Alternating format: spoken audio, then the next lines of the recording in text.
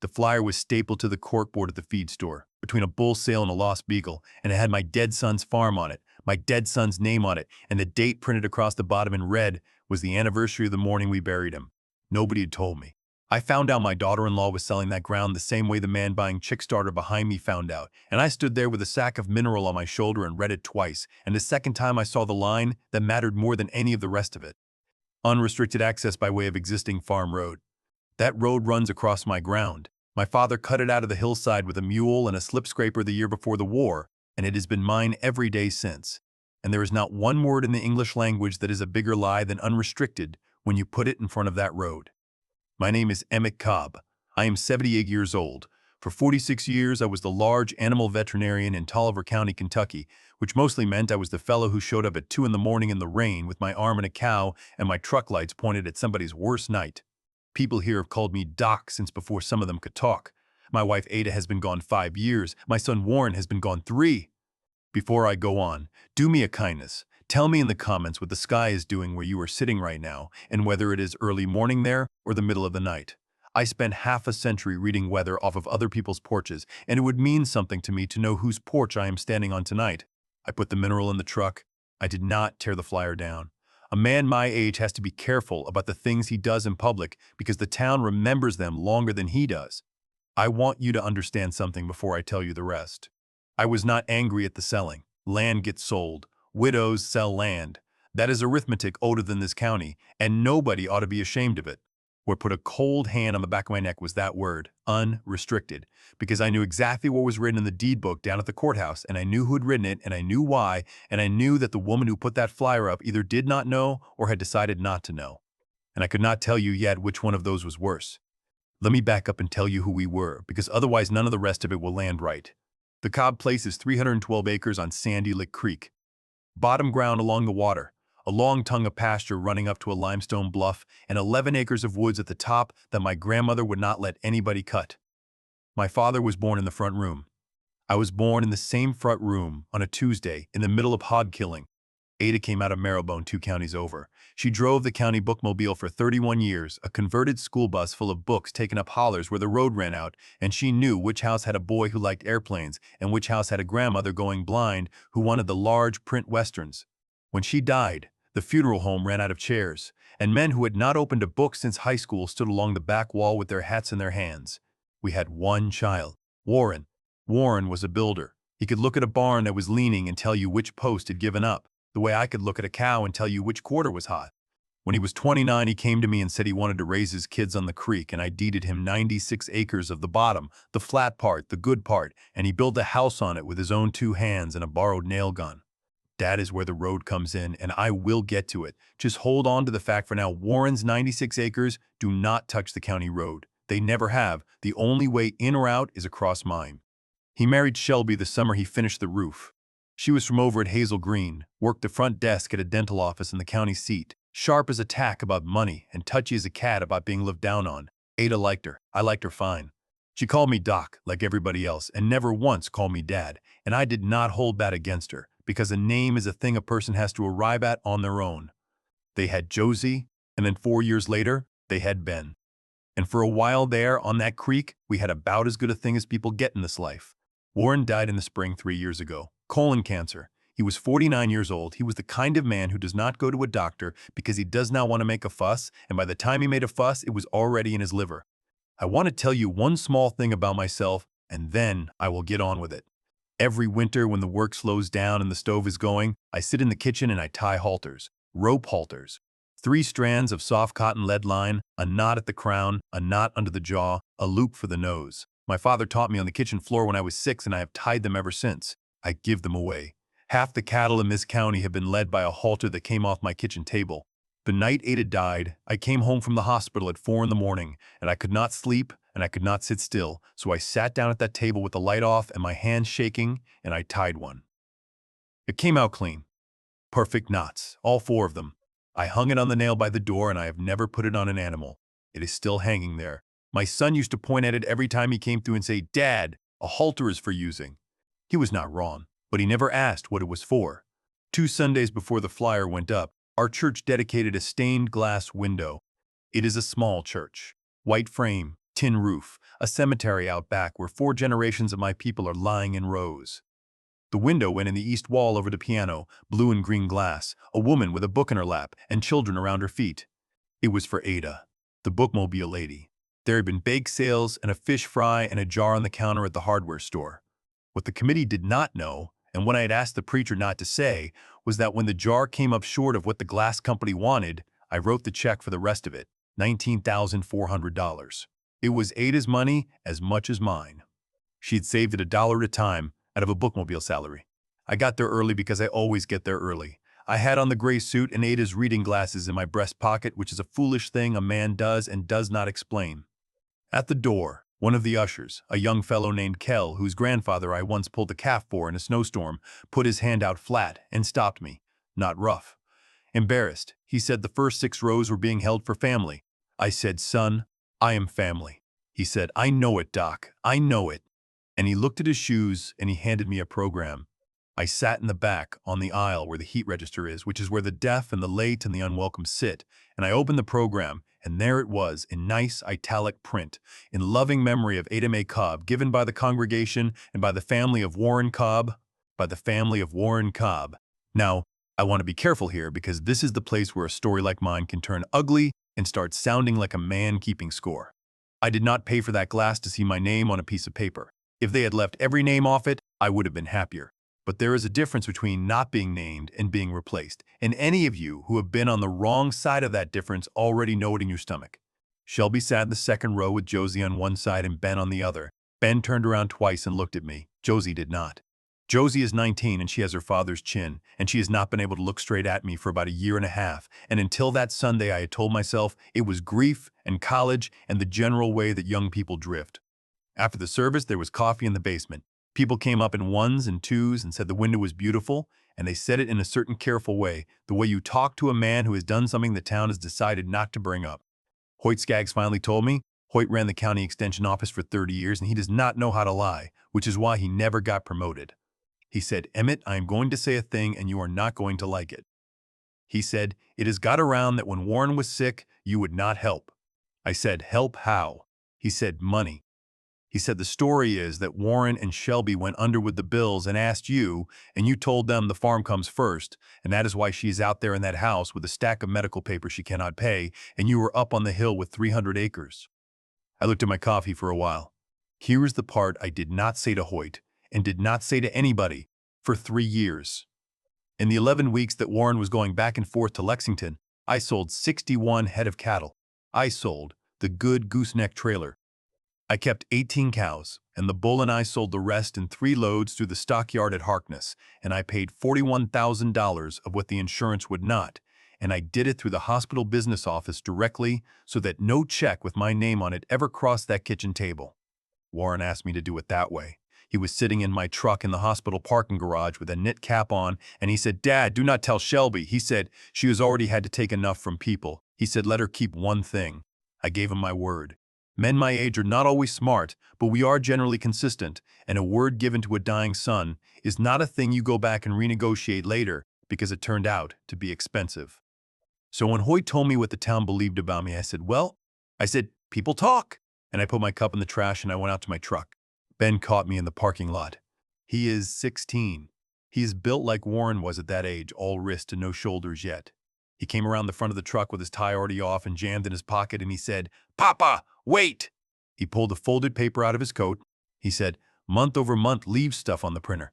I unfolded it in the truck with the door open and the bell dinging at me. It was a letter of intent on nice letterhead from an outfit called Bellwood Land Group out of the city, addressed to Shelby Cobb. It talked about a residential development. It talked about a purchase price per acre that was more than 11 times what that ground is worth as a farm. It had conditions listed down the side, the way those letters do, and my eyes went straight down the list and stopped on the 4th one. Seller to confirm unrestricted vehicular access from the county road sufficient to serve the proposed lots. I read it about 4 times. Ben stood there in the cold with his arms crossed, waiting for me to say something, and what I finally said was, "Does your mother know you took this?" He said, "No, sir." I said, "Then put it back before she misses it, and I want you to hear me, Ben. Do not do that again." He said, "But, Papa." I said, "I know, but you are not going to spend your life sneaking around your own mother's house for me. I said, if I need paper, I know where paper lives. He asked me where. I said, in the courthouse, son. It is all in the courthouse. Every bit of it is in the courthouse, and it has been in there for 14 years, and I am the one that put it there.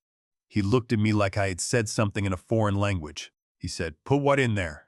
And I said, go on back inside before your mother comes looking. Because at that moment, I was not entirely sure whether the thing I had put in that courthouse was going to save my grandchildren or ruin them, and I was not going to guess out loud in a church parking lot. Monday morning, I went to the stockyard. Harkness Stockyard sits down by the railroad grade with a gravel lot and a set of pens and a sail ring with wooden bleachers worn smooth as a church pew. I have spent more hours in that building than in any building except my own house. Buddy Ledford has run the sale there since he was 31. He has a voice like a chainsaw with good manners, and he can read a crowd better than any preacher in this county. He also runs the real estate side, which most stockyards do out here because the same families that sell you cattle eventually sell you the farm the cattle were standing on. He saw me come in the office door and his face did a thing. I have seen that face on men who are about to tell you the horse is not going to make it. He said, Doc. I said, Buddy. He said, I've been trying to figure out how to call you for 6 days. I sat down. He got out the sale bill, the full one, not the little flyer, and he pushed it across the desk. Absolute auction. 96 acres, more or less, in 2 tracts and a combination. Improved with dwelling. And under the bold print it said, County water at the road, sewer extension approved, unrestricted access via existing farm road, ideal for residential development. I put my finger on that last part. I said, who wrote that? He said, the seller furnished it. He said, Doc, I asked her twice. He said she told me the road was in the deed and there was no restriction on it. And she signed the owner's affidavit that says exactly that, and my title agent has ordered the search, but the search is not back yet, and I have got an advertisement running in 3 counties. I said, is that girl going to be in trouble? And Buddy Ledford, who has known me 40 years, leaned back in that chair and said, that depends entirely on what is in the deed book, does it not? Now here is where a lot of men my age make a mistake that ruins the rest of their lives, and I will not dress it up because some of you are standing at that fork tonight.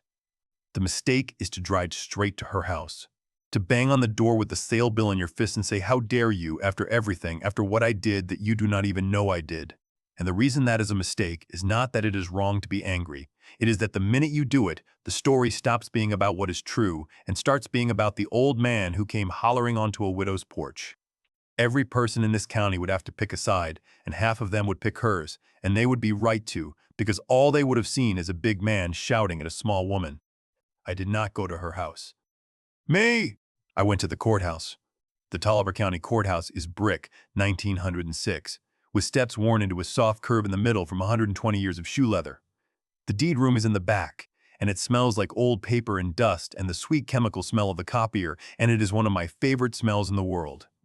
Nadine Prather has been a deputy clerk in there since the Carter administration. She looked up over her glasses and said, Doc Cobb, is one of my cows sick?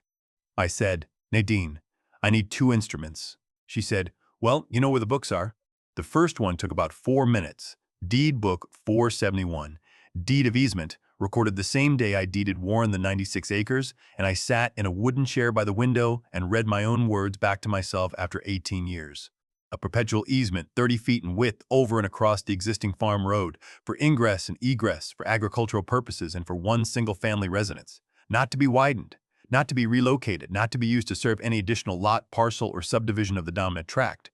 Recorded, signed, notarized, sitting there in a book in a public building where anybody in the world could have gone and read it any Tuesday for 18 years. The second one took longer because I had to hunt the book number and my hands were not as steady as they had been in the parking lot on Sunday. Deed book 519. Deed of agricultural conservation easement, 14 years old, 312 acres. The Commonwealth's farmland program on one side and Emmett and Ada Cobb on the other, and language in it that says the words that would decide everything that was coming. Perpetual. Runs with the land, binding upon the grantors, their heirs, successors, and assigns forever.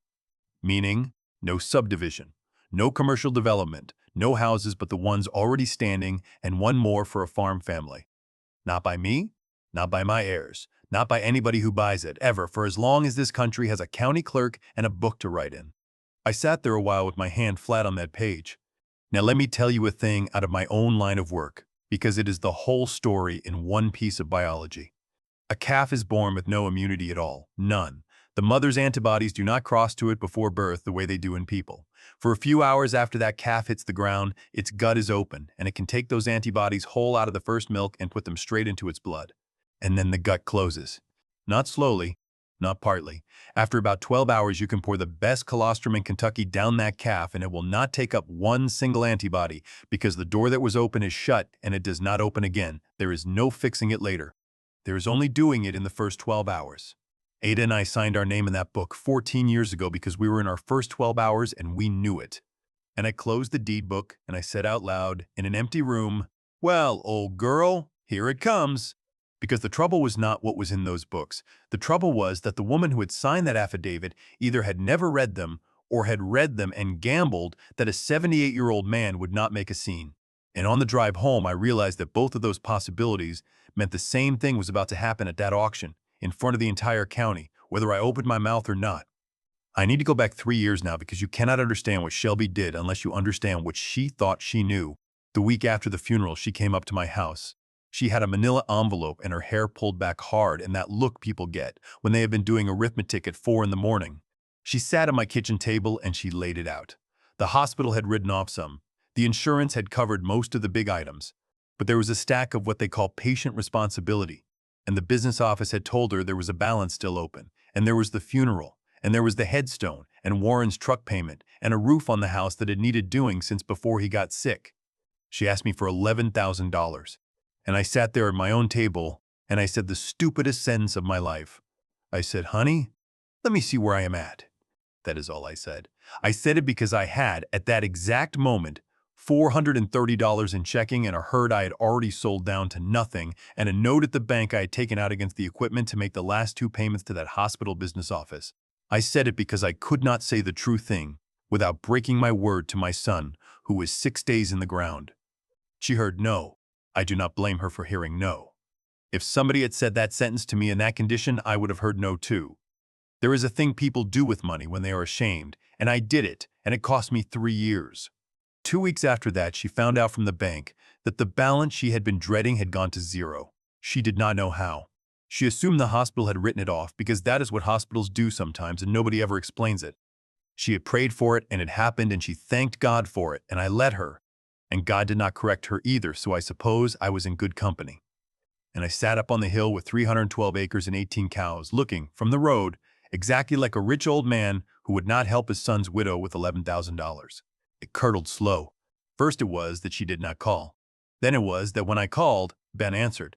Then it was that Josie stopped coming up to ride with me on farm calls, which she had done every summer since she was 9, sitting in the passenger seat with her feet on the vet box, writing down weights for me in a spiral notebook. Then last fall was Thanksgiving, and I drove down there with a ham and a sack of pecans, and the truck was gone and the house was dark. I could have fixed it. Any day in 3 years. All I had to do was open my mouth and say, "Shelby, I paid it. Here are the receipts." And every day I did not, because of a promise I made to a man in a parking garage. I have thought about that a great deal since. Whether a promise like that keeps its force after the man is dead, I do not think Warren would have held me to it. I think he was a scared 49-year-old man trying to protect his wife's pride in the worst month of his life, and he never imagined it would harden into concrete. But he did not release me, and he could not, and so I sat in it. That is the true shape of most family ruin. It is almost never one big evil act. It is one silence held too long, and then a second person builds a whole house on top of it. Now. Bellwood Land Group. There had been talk for 2 years about the sewer line coming out our way, and where a sewer line goes, landmen follow. They had already picked up 2 farms out toward the county line. They pay well and fast, and they are perfectly polite, and there is nothing wrong with any of it, except that the arithmetic they hand a widow at a kitchen table is very hard to argue with. 96 acres of creek bottom is worth good money as a farm. As 41 building lots on a new sewer, it is worth a number that will make a person who has been afraid of the mail for 3 years start to cry. But it only works if the trucks can get in, and the only way in is my road. I called Alma Trice that Tuesday. Alma has practiced in the county seat for 30 years, mostly farms and estates, and she is the one who wrote both of those instruments for us. She does not waste words. I told her the whole thing, the flyer, the sale bill, the letter of intent, the affidavit. She let a second go by and then said, "Emmett, you understand that everything you just described is already solved." She said both of those instruments are recorded. Recorded means the world is on notice. That is the entire point of a courthouse. I said, "I know it." She said, "Then what are you worried about?" And I said, Alma, I am worried about what it is going to cost my grandchildren to find out. She said she would pull copies and call me back Thursday.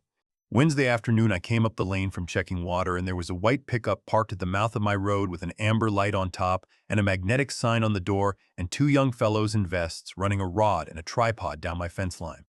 There were pink flags stuck in my ground every 100 feet. There was a wooden stake driven in beside the culvert with a ribbon on it and numbers written in marker. I got out and asked what they were doing. The older of the two, who was maybe 26, said they were shooting the road corridor. I said, "Whose road?" And he looked at his clipboard and he said, "Sir, we have got written permission from the owner." Written permission from the owner.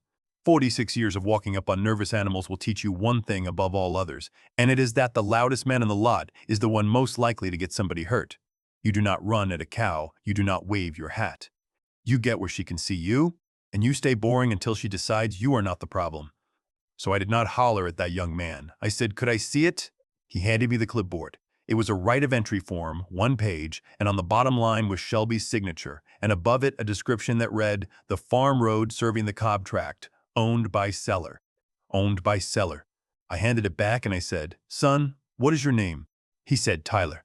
I said, "Tyler, I am the man that owns the ground you are standing on, and I own the road you are shooting, and I am not mad at you because you did not write this form and you do not get paid enough to check it.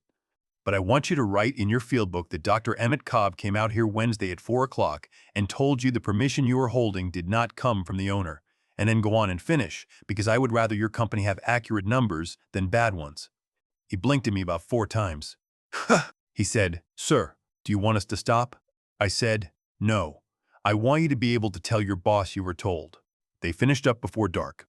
I sat on the tailgate the whole time with a thermos and watched them, and I did not pull one single flag. And this is the part that separates a man who wins from a man who merely feels good for about 11 minutes. If I pull those flags, it is my word against theirs about what was ever out here. If I let them stand, they are a record. A pink flag every 100 feet is a photograph of somebody's intentions, and it is not my photograph, and it does not go away when a person changes their story. Thursday, Alma called and told me to come in. Her office is upstairs over what used to be a shoe store. Wooden stairs, a window unit, a wall of green books. Nobody has opened since the internet. She had both instruments certified with the clerk's seal on them, and the sale bill, and a list on a legal pad, and she turned the pad around so I could read it. One was to sue, and join the auction, put a notice on the record so no title company in Kentucky would touch it. Alma said, "You would win it in front of any judge in this district in about 11 minutes. There is nothing to argue. It is written down. It is recorded. It is 18 years old." 2 was to say nothing, let the auction run, and let whoever bought it sue Shelby. 3 was what she called the letter. A letter from her to the auction company, the title agent, and Bellwood Land Group, attaching certified copies of both recorded instruments, stating the facts and nothing else. No threats, no demands, just paper, hand-delivered with a receipt. I said, "What does that letter do?" She said, "Emmett, it does not do anything. The recording already did it. All the letter does is make it impossible for any of those people to ever say they did not know." I thought about it a long time, long enough that Alma got up and turned the window unit down so she could hear me think. I said, "If I go to court, I win, and my daughter-in-law gets served papers by a deputy in front of her children, and this county talks about it for 11 years. Josie and Ben grew up knowing that when the family finally cracked all the way open, their grandfather took it to a judge." I said, "If I say nothing, some fellow from out of town buys ground he cannot use, and Shelby gets ruined by a company with better lawyers than she will ever afford." I said, "Send the letter." Alma said, "You understand the letter probably kills the sale?" I said, "The sale was never alive. It is a man selling tickets to a train that does not run. All the letter does is put the schedule where people can read it." She wrote it that afternoon. 2.5 pages, and 2 of those pages were the attachments list. And then she said the thing I want to pass along to every one of you listening, because it is the only advice I am qualified to give. She said, "Emmett, do you know why this is easy? Because you did it 14 years ago and 18 years ago instead of this week." She said, 90% of what walks up those stairs is not a family being wicked. It is a family that never wrote anything down. Nobody is lying. Everybody just remembers it differently, and there is no book to look it up in. And by the time it matters, the one person who knew is dead. She said, "Go see a lawyer while it is boring. It costs a few $100s while it is boring. It costs a family while it is interesting." I have thought about that sentence every day since. Now, Before I tell you what happened when Shelby got that letter, I want to say one thing to you directly, and then I am going to tell you the part of this story that nobody in my county knew until it came out in a sale ring in front of 200 people. If you have ever been the one in your family who quietly took care of a thing and then had to stand there and be thought poorly of for it, and you never set the record straight because setting it straight would have cost somebody else more than it would have gained you, then you and I already know each other and you might as well subscribe because there are more of us out here than anybody counts. All right. 14 years ago, in the fall, Ada found out she had a bad valve. She had been short of breath on the bookmobile steps all that summer, and she blamed the summer. In October, a cardiologist in Lexington put a picture up on a screen and used the word stenosis and the word eventually, and we drove home the whole 90 minutes without the radio on. That night, she said something to me at the kitchen table that turned into 14 years of consequences. She said, "Emmett, if I go first, what happens to the creek?" I said, "It goes to Warren, honey, same as always." She said, "And after Warren?" And I did not have an answer, because I had never thought past Warren. No man does. You think in one generation because that is as far as your own eyes reach. She said, "There is a sewer coming out this way one of these days." She said, "Everybody knows it." She said, "And when it comes, this bottom is not going to be worth what it grows anymore. It is going to be worth what you could put on it." And she said, "If it is worth that, then someday somebody in this family is going to need money worse than they need this dirt, and they will be right to need it. And I do not want to be a ghost standing in the way of a person who is drowning." I said, "Well, then what do you want?" And Ada said, "I want to take the money now, while we are the ones deciding and give it away in the shape we want it, so that later on there is nothing left to fight over." She said, "I do not want my grandchildren arguing about what I would have wanted. I want them to be able to go look it up." We went to Alma that winter. There is a program in this state, and versions of it in a lot of states, where the public will buy the development rights off of a farm. You keep the farm. The deed, the taxes, the house, the right to sell it to anybody you please, the right to leave it to your kids. What you sell is the right to ever turn it into something other than a farm. They appraise it two ways: what it is worth as a farm and what it is worth as building lots, and the difference between those two numbers is what they pay you. It took 2.5 years, and twice I told Ada it was not going to happen. The check, when it finally came, was $360,000. Here is what an old couple in a farmhouse did with it. We paid off the farm, and it was the first time since 1972 that no bank had a piece of that creek. We bought a used bookmobile bus for the county because the old one had a bad transmission and the fiscal court had been putting it off for 4 years. And the rest of it, $211,000, we handed to the community foundation in the county seat and never touched again. Not a loan. Not a trust we could take back. A gift, irrevocable, gone out of our hands forever, set up to pay 2 scholarships a year for Tolliver County kids going into agriculture or animal science or nursing. It is called the Emmett Cobb Fund. It has put 19 kids through school. One of them is a large animal veterinarian in the next county over, and she gets the calls now that I used to get at 2 in the morning, and I could not tell you what that is worth in money. The day we signed at the courthouse, Ada put her hand flat on the page the same way I would put mine on it 14 years later, and she said the thing I have never been able to improve on. She said, "Write it down while we still love each other. That way love will not have to argue about it later." She was gone 9 years after that. Now here's what nobody understood, and here's why Ada Cobb was smarter than every landman that ever knocked on our door. That conservation easement does not stop anybody from selling that farm. It never did. It stops one thing and one thing only. It stops the farm from ever being anything but a farm. And a farm that can never be anything but a farm cannot be the front half of somebody's subdivision. And a 96-acre tract that can only be reached across that farm by a road that is written down as agricultural and one house cannot be the back half. Ada bolted the gate 14 years before anybody came to the gate. Shelby came up the hill on a Friday evening at about 7, and she came fast, and she got out of the car before it had finished rocking. She had the letter in her hand. I was on the porch. I stood up. She did not come up on the porch. She stood down in the yard, where the grass has that bare spot from where Warren used to park, and she held up that letter, and her voice cracked on the first word. She said, "What is this?"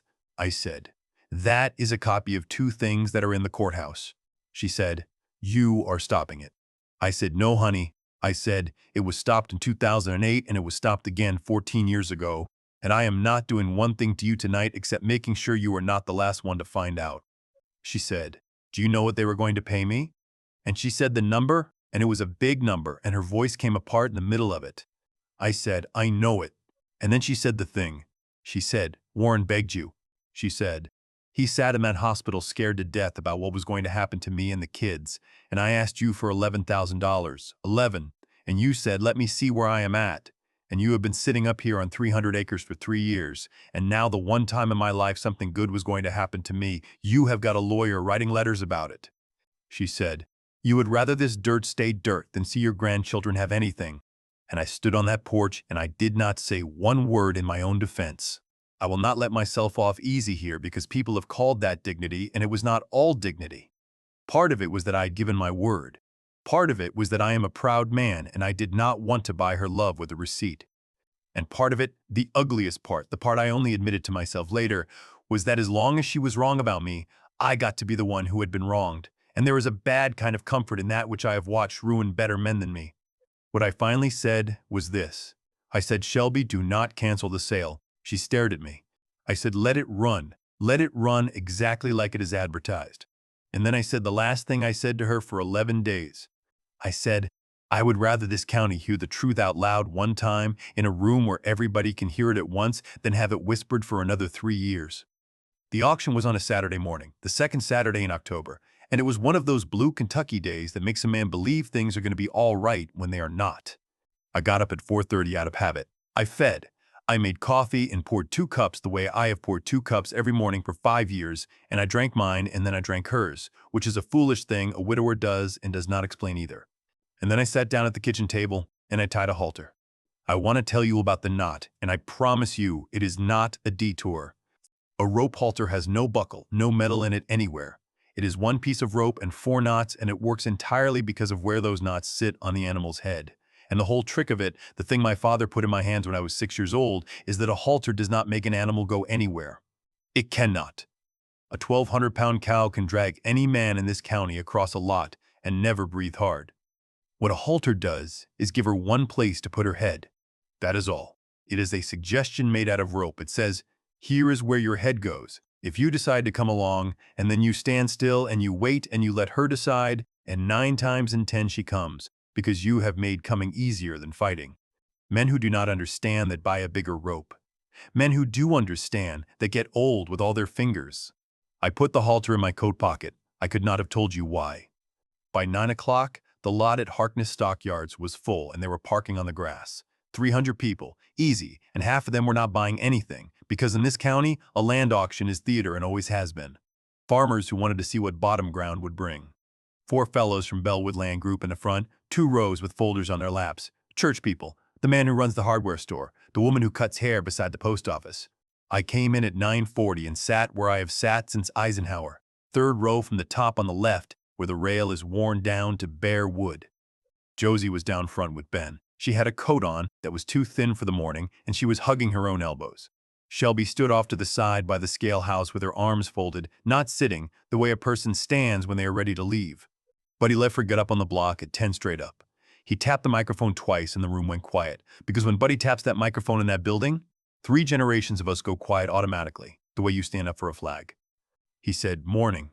He said, "Before we sell anything, I am going to read the terms and conditions, and I am going to read all of them, and I want everybody in this house to hear them." And then he said, "Renee, come on up here." Renee Bostick runs the title agency in the county seat. She is maybe 45, and she does not raise her voice, and she came up on the block with a manila file and reading glasses pushed up in her hair. She said, "The title search on this property came back Wednesday." She said, "I am going to read the exceptions." She read the mineral reservation from 1941 that nobody cares about. She read the utility line easement along the north side. And then she said, "Exception number 4, and the room did not know anything was coming." Deed Book 471, page 113.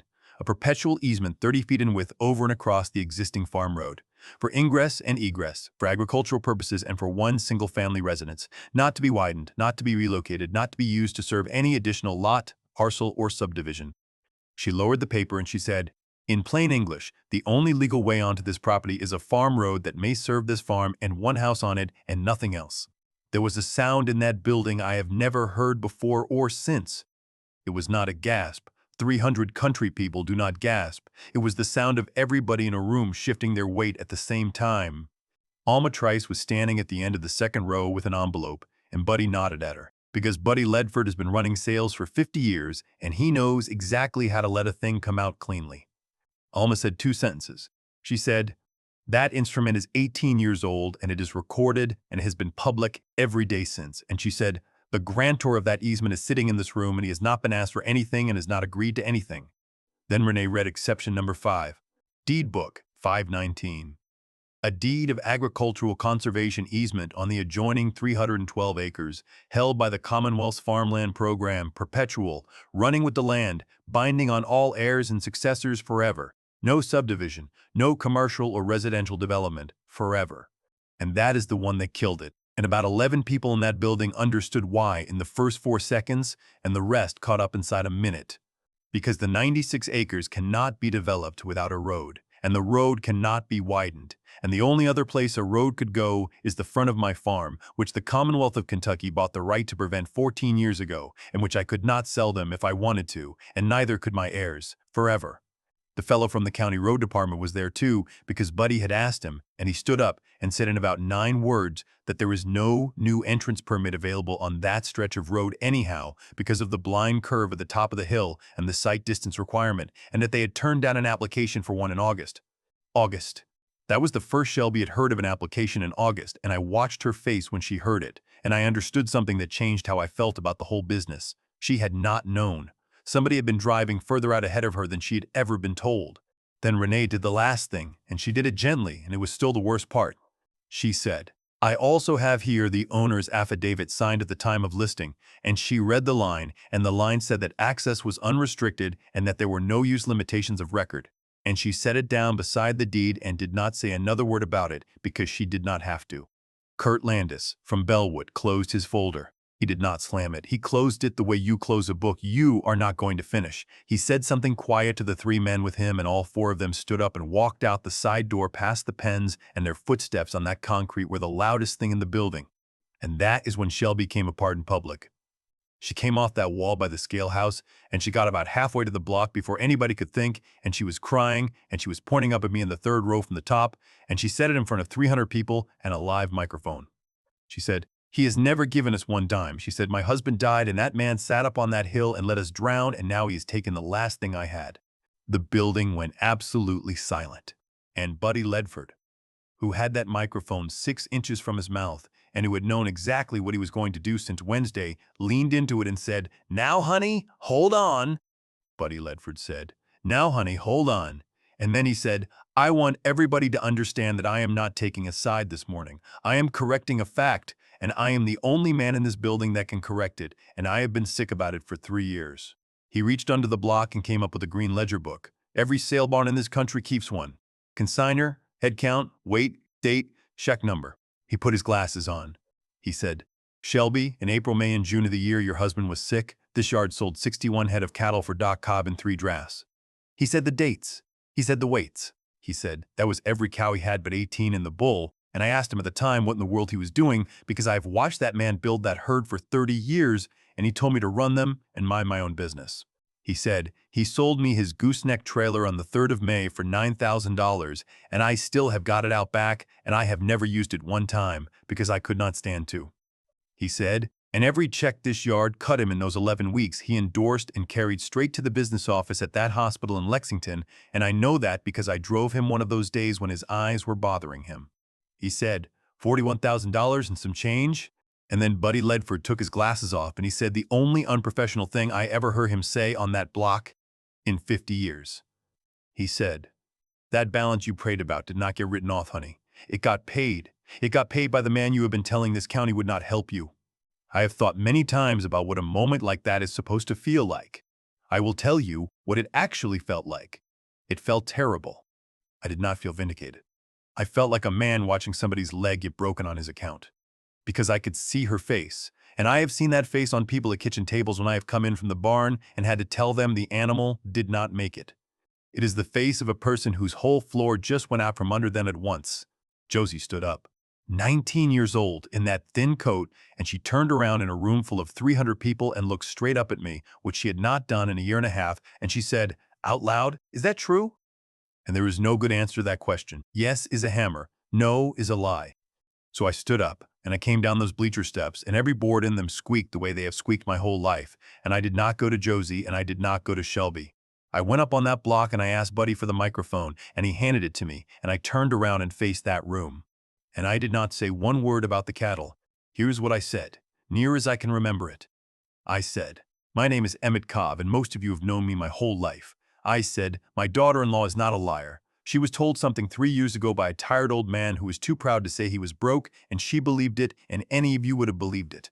I said, "I did not put those 2 papers in the courthouse to stop anybody. I put them there 14 and 18 years ago because my wife made me, and because she thought further ahead than I did." Then I said, "Buddy, are you going to sell this farm today or not?" And Buddy said, "Doc, I do not believe I am." He said, "I cannot sell a thing with a title objection standing wide open in front of God and everybody." He said, "This tract is withdrawn." And I said, "All right. Then I would like to make an offer in front of everybody so that nobody in this county ever has to wonder what was said." And I laid it out right there into that microphone with 300 people listening, because I had decided sometime around 3 that morning that whatever happened, it was going to happen in the light. I said, "Shelby, I will buy the 96 acres from you at the appraised farm value, which the same board that appraised my place can set, and I will not haggle over it, and if their number is high, I will pay it anyway." I said, "I will pay it out over 10 years, with interest, direct deposit on the first of the month, so that you have got something coming in every month of your life instead of a lump that will be gone in 5 years, because I have watched a lot of families in this county get a lump, and I have not once seen it help anybody past the second year." I said, "The house is yours, not rented. Yours. You have a life estate in that house and the yard and the barn lot written down, recorded for as long as you live, and nobody, including me, can move you out of it." I said, "And the day I take the deed, the 96 acres goes under the exact same farmland easement as mine, so that no man ever comes down that creek again with a folder and a number and puts a widow in the position you have been in." And I said, "And when I am dead, all of it goes to Josie and Ben in equal shares, and it will still be a farm, and if they want to sell it to a young couple that wants to milk cows on it, that is their business, and I will not haunt them about it." Then I gave Buddy back his microphone. Shelby did not say anything. She stood there in the middle of that sawdust with her hands down to her sides. Ben was crying, the ugly kind that a 16-year-old boy cannot hide and hates himself for. Josie had both hands over her mouth. And then Shelby turned around and walked out the front of that building and got in her car and left. She left her children standing there. I want you to know that I did not hold that against her, not for 1 second, not then and not since. There is a limit to what a person can be asked to absorb in one morning in front of 300 people, and she had gone past hers about 6 minutes earlier. But I drove home that day not knowing whether I had just fixed my family or finished it. And there was one more piece of paper out there that I did not know about yet, and when it came, it was going to decide which one. The paper came on a Tuesday, and it did not come to me. It came to Shelby, and I only know what was in it because of what happened afterward. It was from a law firm in the city representing Bellwood Land Group. They wanted their earnest money back, which was fair. They wanted their due diligence costs back, $31,000 of survey and engineering and legal, which was less fair but not outrageous. And on the second page, they used the words material misrepresentation and referred to the affidavit she had signed at the listing and noted that a copy had gone to the title underwriter.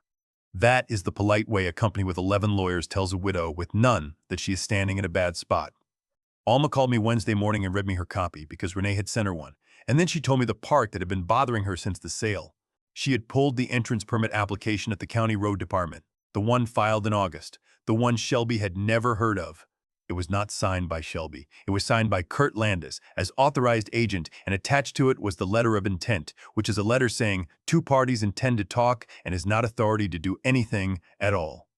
He had applied for a commercial entrance onto a public road across ground belonging to a man in the 3rd row of that sale barn on the strength of a piece of paper that gave him no such right, 2 months before anybody thought to look in a deed book. Alma said, "Emmett, that is not a crime, but it is going to cost that young man his job and possibly his license, because Renee has to report the affidavit discrepancy and the road department has already got a file on the other one." She said, "And it puts you in a very good position. If you want to, we can write one letter and put the whole weight of this on the company that started it, and your daughter-in-law walks away without paying them a dime." I said, "Do it." She said, "You want me to copy her on it?" And I said, "No. I have thought a lot about that. No, I am still not certain it was right. What I told Alma was that if Shelby ever came back to that creek, I wanted her to come back because she decided to, not because she owed me twice. A person can carry one debt of gratitude. 2 will bury them." The letter went out Thursday.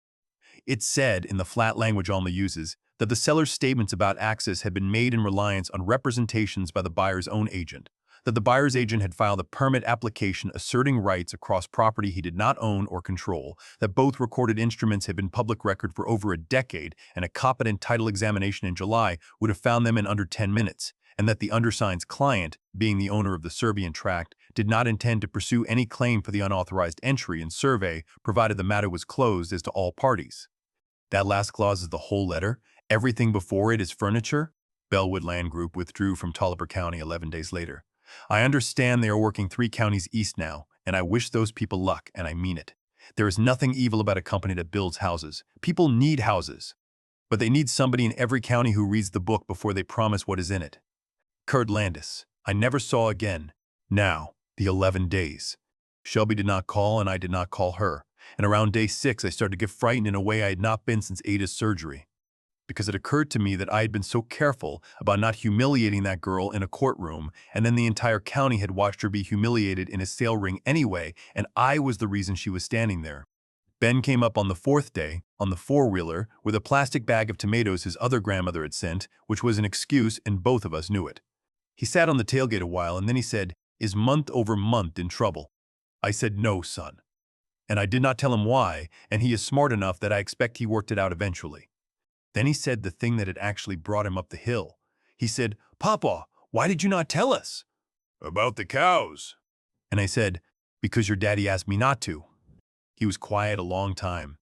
16-year-old boys are not built to hold still that long. Then he said, "That was not fair to you." And I said, "Ben, your father was 49 and dying and trying to save his wife one hurt out of about 400 coming at her. He said the best thing he could think of in a parking garage in February, he was not being unfair to me. He was being a husband, badly, in the worst month of his life, and I would have done the same fool thing." I said, "Do not you ever hold that against him? Grief will hand you 100 chances to start keeping a list on the dead. Do not take a single one of them." Josie came on the 7th day. She parked and sat in her car about 5 minutes before she came up on the porch, and when she did, she was already crying, and what came out of her was not what I expected at all. She said, "I thought you did not want us." She said, "I stopped riding with you because I thought you had picked the farm over Daddy, and every time I looked at you I felt it, and then it got to be so long that I did not know how to start again, and then it was just how things were." She said, "I let it be how things were for a year and a half." And I said, "Honey, so did I." I said, "You were 17, I was 75. Between the two of us, there was exactly one person in that truck who was old enough to fix it, and it was not you." She put her head down on my shoulder and got the front of my shirt wet. And out in the yard, a hen came around the corner of the porch and looked at us like we were doing something undignified, which we were. And that is where it stood on the 14th day when I heard a car come up the lane at 8 o'clock at night with its lights off. She came up on the porch, and she did not sit down, and she did not cry. She said, "I had been trying for 2 weeks to work out what I am supposed to say to you." I said, "You were not supposed to say anything." She said, "I signed that affidavit." She said it flat, like a woman reading her own charge sheet. She said, "I want you to know that nobody made me. Kurt told me the road was mine because it served my house, and he had a whole explanation, and I wanted it to be true so bad that I did not go ask anybody. I did not call a lawyer because a lawyer costs money and because I was afraid a lawyer would tell me no." She said, "I have been mad at you for 3 years, and I was wrong about you for 3 years, and I would like to tell you that finding out how wrong I was felt good, and it did not. It felt like being turned inside out in front of everybody I have ever known." I said, "I know it." She said, "Why did you not just tell me that first year? Any day of that first year?" And I said, "Because I gave Warren my word." And she stood there on my porch in the dark and she said, "That is the most Cobb thing I have ever heard in my life." And then she laughed one time and it turned into something else halfway, and she sat down on the step with her back to me, which is how proud people cry. After a while she said, "I do not want to sell the creek." She said, "I never wanted to sell the creek. I wanted to not be afraid of the mail." And I said, "Honey, that is the only thing anybody has ever wanted." I said, "Everything else people chase is just a way of trying to buy that." We closed the first week of December in Alma's office over the old shoe store. The appraisal came back at $382,000 for the 96 acres at farm value, and I paid it without a word, and it is going to take the rest of my natural life and then some out of my estate, and I could not care less. A man cannot take a farm with him, and he can only eat so much of it while he is here. She has a life estate in the house, recorded. She gets a deposit on the first of every month for 10 years, and Alma set it up so it does not stop if I die, because I am 78 and I am not superstitious about arithmetic. And on the 17th of December, the farmland easement went on the 96 acres, and now the whole creek, all 408 acres of it, from the county road to the top of the bluff, is written down in a public book as a farm forever, and there is not a man alive with enough money to change it. At the closing table, Shelby was going through her file copy, and she stopped and got very still, and she had Alma's letter to Bellwood in her hand, the one from October, the one with the last clause in it. She read it twice. She looked up at Alma. She looked at me. She did not say anything. She put it back in the folder and closed it, and I am glad, because I do not know what I would have said.